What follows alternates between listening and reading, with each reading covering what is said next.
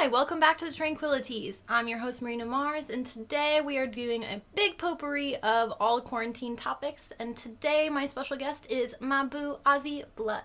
Hello. Now before we dive in, please be sure to click the subscribe button if you are on YouTube, followed by the little bell for notifications every time I post new content, or click follow on any of the podcast streaming apps to ensure that you get all the content you need when you need it. So since the last episode aired, there was a lot of things that have happened, so let's go through the timeline. On the 24th of February was when I went full-time showgirl and I completely left my full-time position at the lab. That meant that I left behind most of my benefits and a lot of security going into the world of full-time performing. But 3 days later, on the 27th, we received news that Cirque du Soleil was closing his show run for good. Which sucked a lot. Still hurts, but, you know, the future. Wild. Then the last show was on March 8th, so that only gave us 10 days to kind of adjust to all of the madness. But we didn't even have that much time because on the 12th was when everything with the pandemic really started hitting the United States, but very specifically, super unexpected.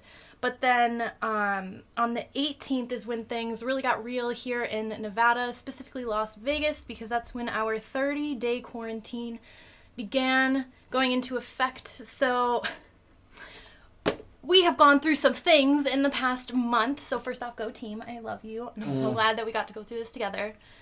But that being said, we have a lot of fun things to talk about today. So the first thing is our first thoughts on surviving the initial moment that this all started happening. What was your first thoughts back on Thursday when, not even a few days after your last run show, and we started hearing about the virus, but there wasn't a quarantine yet? It was just like, oh, this is bullshit. This isn't going to be that long. This isn't going to be that big of a deal. And there was so much skepticism in it blowing up to this point. I didn't expect it to get here. It's just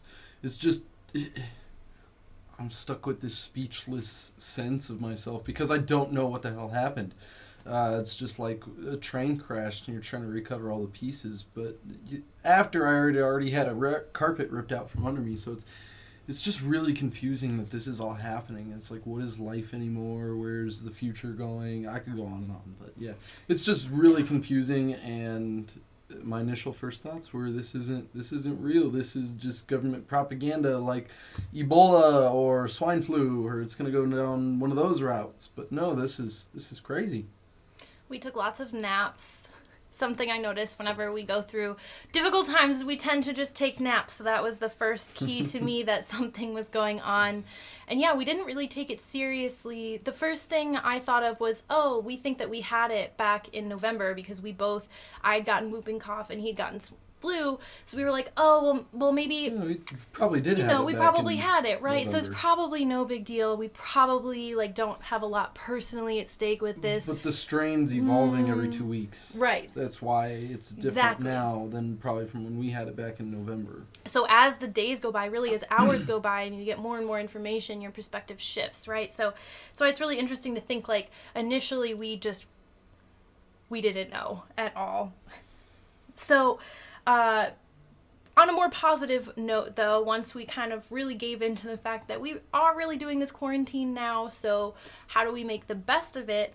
What projects and lifestyle strategies do you have in the back of your mind for this 30 days of joy in our little bunker? It's just bringing my normal, regular routine of content, but isolated at home. I'm just trying to find ways to inspire people to do the same thing, to at least keep their heads up and hope this goes in a good direction, because that's all you can do right now. And I know it's hard for a lot of people, especially for financially right now, because they're not working or their job is gone or whatever else. I mean, lots of Cirque du Soleil employees are no longer Cirque du Soleil employees now because of all of this. And it's just mind-blowing how it's changing the way entertainment is being allowed in the world right now. So that being said, I think it's really important to talk about Las Vegas specifically because we are the entertainment capital of the United States. So not only is the majority of our income and our economy based upon live events, but now the city is silent. And just yesterday on Saturday, we went down to the Las Vegas Strip. Went Friday. Friday.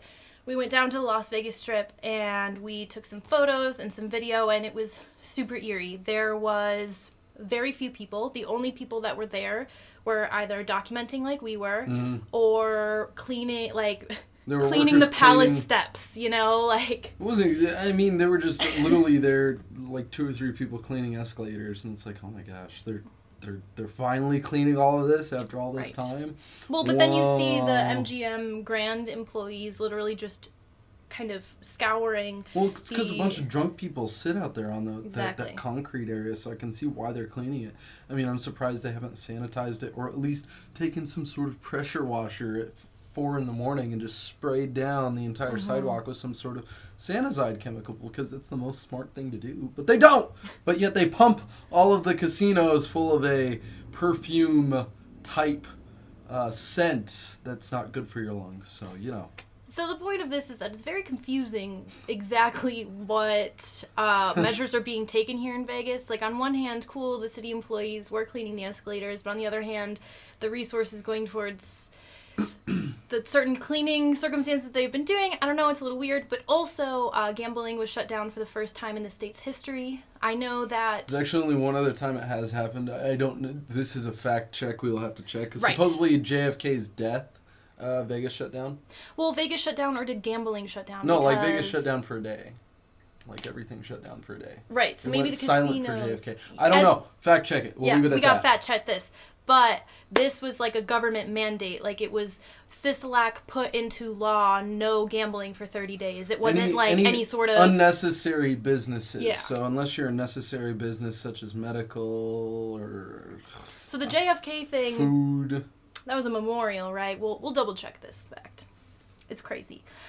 So the only thing that we heard, the kind of sounds we heard, was either, you know, that sound when you plug in, like you have your aux cord, but nothing's plugged into it, so it's making that little hum noise. That was at Chick-fil-A. We heard that at the Chick-fil-A right next to Planet Hollywood. There were birds all over the place at different restaurants, actually just hanging out. Like, oh, there's no humans here. We can explore all this. I've never heard a bird chirp. Yeah, any time that I've ever showgirled on the strip. People. It was nuts. Do you have any other reactions to while we were down there? Man, it was just shocking. I'm happy that I got to see it in my lifetime, that I got to experience and document it, because it's interesting, but I'm sad because of the circumstances. Whole life's on hold right now because of it, so what do you do?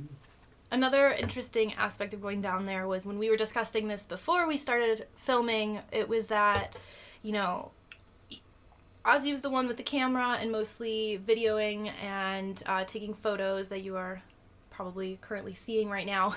And I wanted to make some content as well, and my phone had died, and I just kind of started walking around and I felt really guarded. I did not feel safe. That being said, I did get attacked on Friday the 13th at work. Not going to go into it that much here on this podcast, but 2 men came up to me, grabbed me, coughed in my face, were like kind of semi-threatening to kill me. Not really sure what was happening. They were very drunk. And ever since then, I hadn't really been back on the strip because that was on the 13th. And like we said, the quarantine began on the 18th.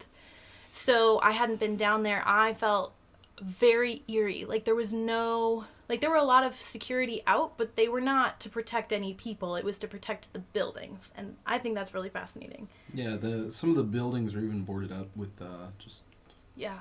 Big wooden boards in front of the entryways. It was shocking. Like, they're really worried about people probably going down there and looting or stealing or something. You know, if martial law gets enacted for whatever reason, then protect the treasures inside the palace. Who knows? Who knows? Who knows what is in the basements of these places, right?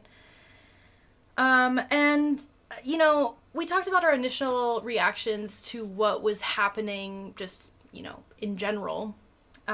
Last week, but what about I want to hear your thoughts on it happening exactly at this point in human history, like happening in the year 2020. What could you see the positives and negatives of that as opposed to a time without internet? Well, this time with internet allows us to be connected still. People are doing the live streams. People are finding some way to host events online. They're still able to host content. So I think that's really good because even just like OnlyFans is giving people an opportunity to make content for themselves. And sure, it's lewd content, but it's still something people buy to support another artist, whether they're just out there to show their ass or whether to sell their art, whatever it is. I think it's perfect for this kind of time because there's still so many digital ways we can all support, especially with like all the delivery food systems and all the delivery apps. It makes it 10 times easier than back in like 2000 when Y2K was just happening and people were killing themselves because they thought nuclear bombs were going to be set off for computers not being able to register the year 2000. So now people accept and embrace technology, while then people were kind of still weirded out by it, you know? So I think now it's a very big comfort for a lot of people as compared to in 2000. There's a lot of mystery around it, and people didn't fully understand technology. It wasn't accepted widely as it is now. Now you have old people using smartphones, and I mean, there's a variety of shit I could go on and on about, but yeah. Do you think that it's overall better that it happened now than before pre-internet then? Yeah. I mean, people wouldn't have a way to make as much money because they'd be relying on actual physical interaction. So that the fact that I can buy a product online easier than I could at home before in 2000, or the fact that I didn't even use a computer in 2000 as much as I do now. But yeah, the fact that I can order food from my phone, not have to go anywhere, them just knock on the door and leave it there. That's the most social distancing you can possibly ask for. And today, unlike then, I'm going to have to pick... unlike then, if I don't have a phone at home, I have to go to a pay phone, mind you. And then you have to look up in the phone book what restaurant you want to order food from. Hope they do delivery. Send them your address. Hope they can find your address with the proper mapping. You know, there's so many things. I mean, I don't know. I'm just looking at it from my millennial mindset, but fuck. Excuse my language. So if you need any sort of optimism, I would say just like, thank fucking God it happened in 2020, right? And not even 2010. Like, even back then, we still didn't know what we do about, you know, even the way that social media manipulates our minds, right? We weren't aware of that, so maybe the spread of misinformation was... I think we were aware of it. We're just getting more and more aware of it as time goes by because different stories uncover different things that happen. So I think we've always better now. But... It's just like wiretaps or something of the sense of the government watching you in some other form through your TV, but now it's just through your cell phone. There's all sorts of conspiracy bullshit out there. Absolutely. Yeah.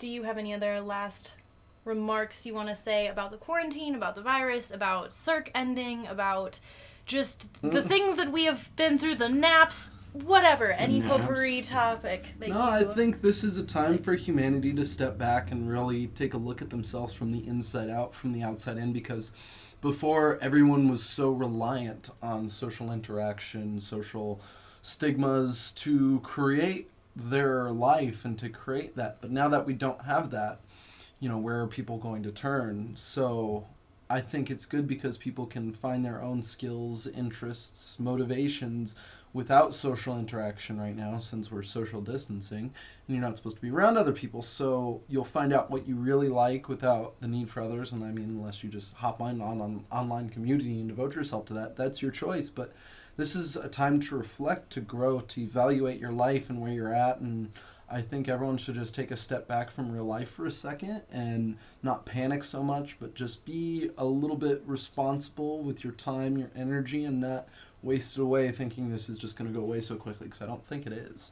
I think it's just something we need to embrace and make the best of while it's here, and not so dauntingly negative, because if we do that, we're just going to spiral ourselves into a little black hole of sadness and depression.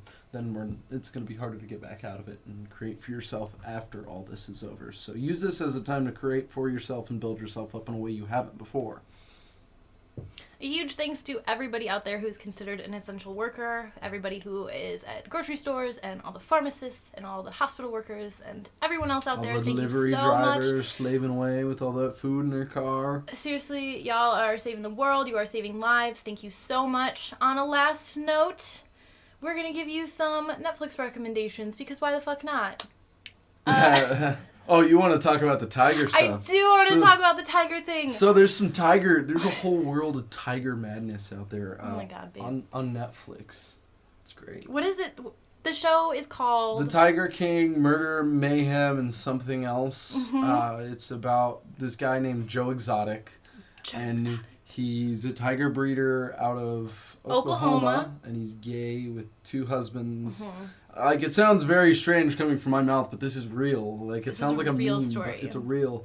And it talks about this other lady who supposedly, she's the big cat rescue, and she's like, oh, save the cats, this guy's bad, this Joe Exotic's bad. But then there's supposedly dirt on her killing her husband, feeding him to tiger. He just mysteriously disappeared. Mm-hmm. It's a pretty good story. We're on episode 4. So go check that out. There's also this other guy who has this tiger sex cult where, like, he's got, like, a bunch of girlfriends who he has brainwashed into doing all of the work and never taking a day off, and just, like, madness. See, I have conflictions about calling it brainwashing, because they're not... They're openly accepting of it, you know, but I guess you have to be openly accepting of brainwashing. But you have to be in order for brainwashing to work, because these are young, impressionable women who are... But the thing is, he's not making... legal. The thing is, it's not a bad type of brainwashing, because he's not making them do anything bad. He's just making... Like, he's... You know what I'm saying? He's manipulating them to have sex with them and saying, oh, if you have sex with me, it's going to help you improve your status here on the ranch.